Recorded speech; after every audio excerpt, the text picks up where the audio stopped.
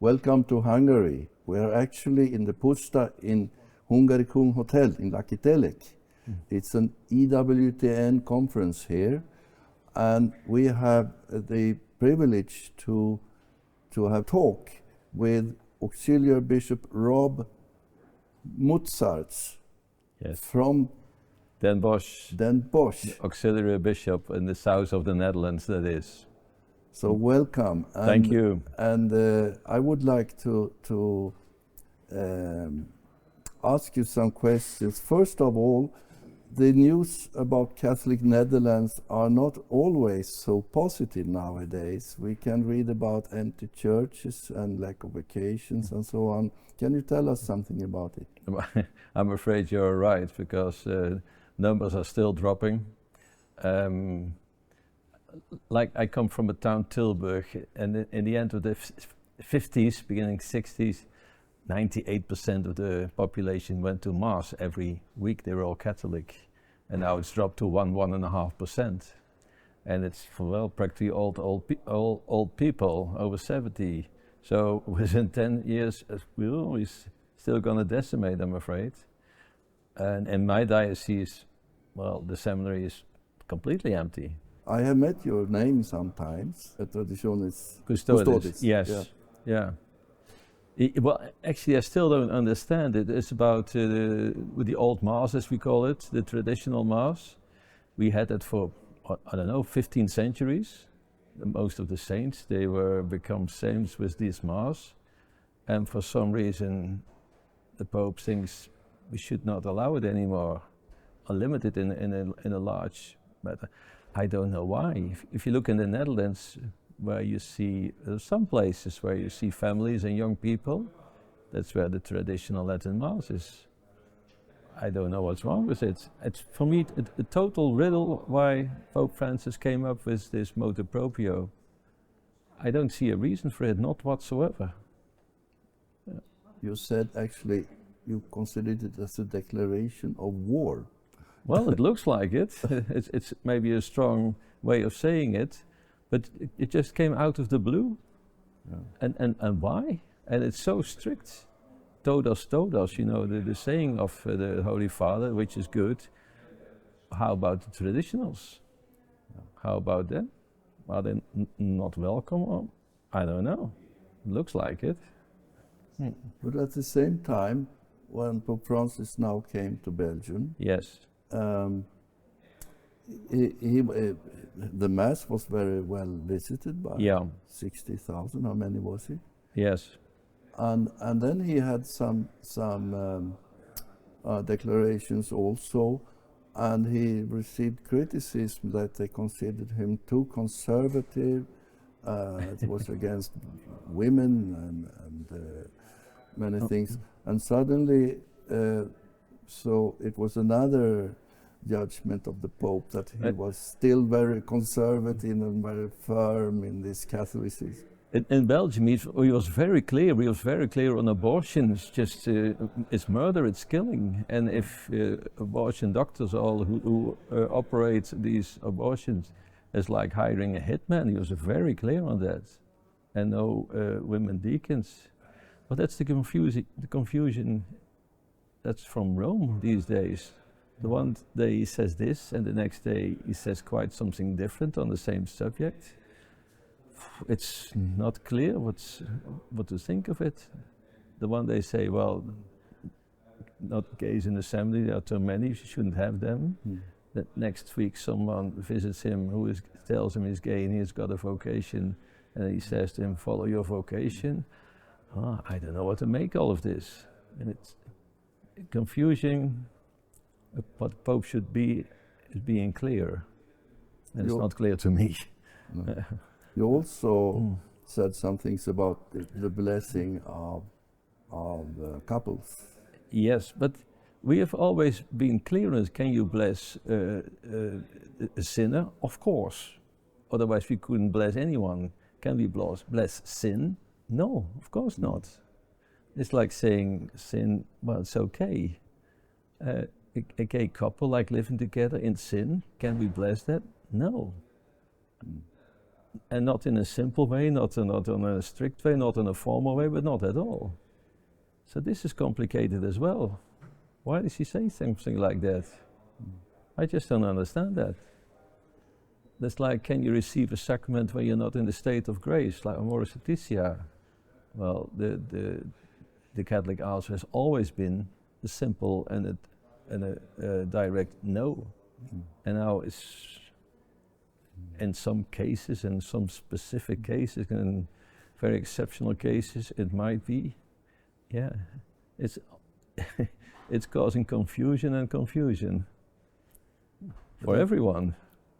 But at the same time, you're quite explicit, and some other maybe Catholic writers and so on, but actually we don't hear so very much from cardinals and from bishops reaction. I heard that some people say that what Bishop Mutsaerts say, all of us think, but he says what we think. Yeah. Why is it like that? I don't know. I think it's just clear common Catholic sense that I'm saying. I'm not saying any specific things which are controversial, but it's a point of view of the Catholic Church like it always has been. And it's not, those point of views, they don't change with the times. The secular times have don't make us change our position. We go back to the gospel, and that's how we, the times might be changing, and the way we operate might be changing, but not the points of view. And why others don't say it, I don't know. I just don't know. Yeah. But you don't think this will be a split in the church? Many people, they say that don't criticize the Pope, we should be united, and we should pray for him and help him. We should pray for him, we should help him, and we should wish him all the best, of course. But when someone is saying something that is not right, and I don't say anything about it, and I say, well, okay, this is what it is, well, that's confusing. And if something is not right, it's not right. If that's the man on the street, or even if the Pope is saying something which is not right, what's not right is not right. We experienced the criticism against Pope John Paul II and Pope Benedict, and actually also Pope Paul VI when Humanae Vita came. You know, the Nordic Bishops' Conference, they didn't accept it. And it took 40 years before it was translated in Swedish, 40 years. But that's a strange thing, is criticizing Pope Benedict, criticizing Pope John Paul II. That was okay for everyone. And criticizing the now Pope, different ideas from that. And I think Humanae Vita, it was very providential. It was prophetic, but saying that you see the consequences. It's an attack on the family, and when you have an attack on the family, the whole thing will collapse. It's always been like that. It's always two things: attack on the family, and on the Eucharist. Read Chesterton. He already said 100 years ago. You wouldn't think that would be a problem in those days, but he foresaw it, and he saw the consequences. That's what we see now everywhere, like woke and gender. What is it based on? Nothing. Nothing. Not on science, not on, well, you name it. And original sin, when that is out of the question and you ignore it, that's where things go wrong. We still have a conscience, don't we? We know what's right or wrong. And if you're messing with that, St. Augustine, he put it right. Hate sin, love the sinner. And that's the distinction with what Catholic Church has always been very good at. In our days is hate sin. No, that's very judgmental. We don't hate sin because it's all subjective. No, we think things are what they are right or wrong, and that's got nothing to do with this time or with whatever view. It's based on revelation, on the Bible. And love the sinner. the distinction, people can't make the distinction. Theft is wrong, so the thief is bad. No, we say theft, that's wrong. Don't say it anywhere else. But the thief, do something for him that he might change. Yeah. Yeah. Well, when the distinction is gone, there's going to be a problem. It's an interesting topic you are into now, because I remember Donoso Cortés, it was a Spanish philosopher, 19th century, and he said that you must have an inner repression, and he meant moral.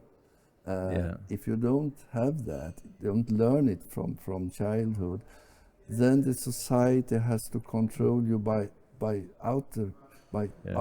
repression from police, from military, with prisons. We are exactly there now in Sweden. The criminality goes down to young people. They are 12 years old when they are shooting others and so on. And we just discuss how we should help the police, but then it's already late. Isn't it like that? Shouldn't it start before with the sense of what is right and what is wrong? Yes, I think people have a sense of what is right and what is wrong, but they don't want to see it sometimes. And if you want to go against it, what is wrong, well, we call it developing virtues, and you have to practice them. And if you ignore them or you deny them, things go from bad to worse. That's why we have confession. Look back at yourself and then a reflection. What do I do? Most of the time these are things that are happening everywhere and every day, but doesn't mean that they are good. But if you never look back at them and ask for forgiveness, then it becomes a normality, and then it goes from bad to worse. 12 years old and killing others, and get paid for it. Get paid for it, and not even going to prison. Is that what I understand, right? Well, they try to change the law now, but you know, the police are shocked when they take these teenagers because they say we didn't see any reflection of what they did. They just shot to death one person or two, and then they go to shop things afterwards. But if you don't, they have seems to have no emotion.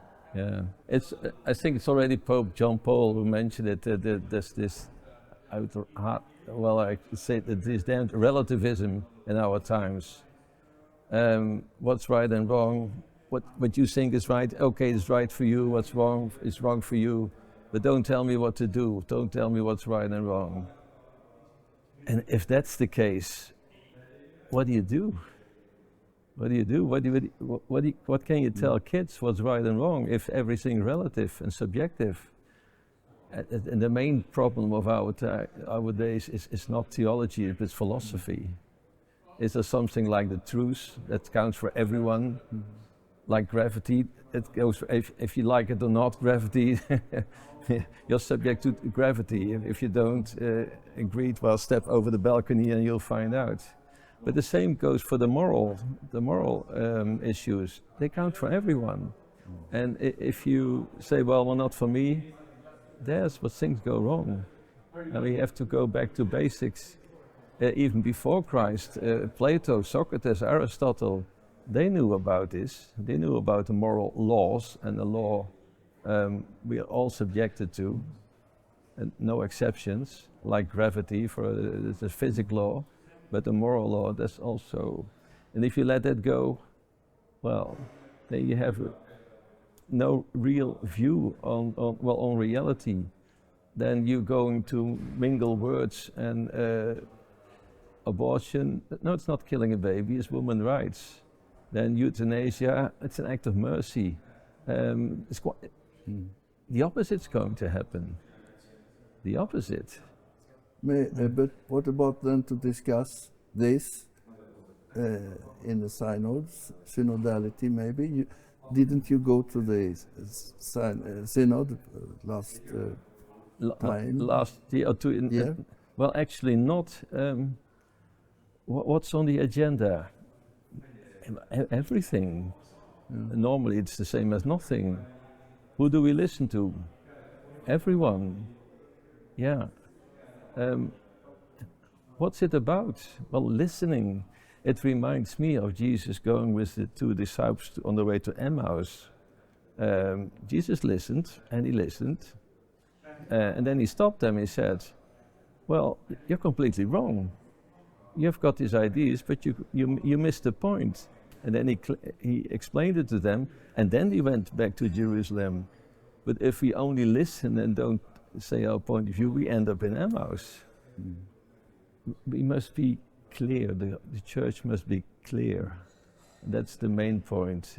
If it's about heaven, is it hell, purgatory, the teaching of our Lord? Is he merciful? Yes, of course he is. Is he righteous? Oh yes, also. These simple things, if you don't teach it kids anymore, in these days the kids, no one is giving them directions, no one giving them a compass, no one giving them a fundament. They call it freedom, but actually it's indifference. Yeah, it's indifference. You find out yourself. You find out what? Yes. We must have a compass. I have a simple example. When you're in the middle of an ocean, you're free to go and sail everywhere you want. You will never reach the harbor. You will never reach the harbor. But stick to the compass. Stick to the compass, not freedom, but to the compass, and you will reach the harbor. Stick to Jesus, and you will find your harbor, your destination. Okay, it's simply said, but it's basic truth, I think. But still, some people, even within the church, say that the church has to adapt to the times, and it's because it's so stiff and so rigid that the young people leave it, or don't come to it. If we adapt to the times, what are we good for then? Nothing. No. If we're not there, or if you're saying exactly the same things, what do? We're good for nothing. We have to stick to what we know is the truth. We want to be relevant, and we want to be so relevant. Look what we do for climate change and everything. We totally lost our identity, and that's the main thing, to refine our identity. And we lost power. We were quite powerful in the past, the church. We had quite a say in everything. In the villages, parish priests, they could arrange a place for you in an old folks' home. That's all gone. And maybe that's good. So now we can become ourselves again. We don't have to look up to the eyes of other people and become ourselves. It's good that we become poor. That's a good thing. If a church is too rich and too powerful, it always works out for the wrong. So, and actually I'm hopeful, because I know the numbers in the Netherlands, baptism rates and confirmations nearly next to nothing. But since 2 years, all the parish priests, they see young people showing up out of nowhere, no idea where they come from, totally secularized environment, atheist. They're looking for something, because there's something really missing, and they feel at home in the Catholic Church. How they define us, I don't know. And I hear that from all the priests. I had baptized a few adults, and they feel it, and they really want to go all the way. They are checking out the church fathers, Thomas Aquinas, Louis Chesterton. It's always two things. We have got a rational religion, very rational. We have got reasons for our faith, reasons. We don't believe in fairy tales. We've got reasons, historical, rational reasons. And the liturgy, it's important. People are touched by good liturgy, not clown liturgy, but good liturgy. And that makes them think, hey, what's happening here? Why do I feel at home here? And it's everywhere. And it's young people, most of them highly educated, and for some reason far more boys and men than girls and women. Maybe because of the feminization of society, that they think, what's going on here? I don't know. It's fantastic, Bishop Mutsaerts, that you end with this hope, because I've seen the same things in Sweden. Yeah. We have a growing youth movement within Yes. the Catholic Church. Yes. Good things are happening always. Yeah. And things always start small. Look at Mother Angelica. How did she start in her in her garage with one camera or not even? Yeah. So keep going. That's what you should be doing. Yeah. I think this will be a good end of our talk. Thank you very much, Bishop Mutsaerts. Thank you very much, Ulf. Thank you, brother. And keep the faith and keep going on. Yeah. Thank you.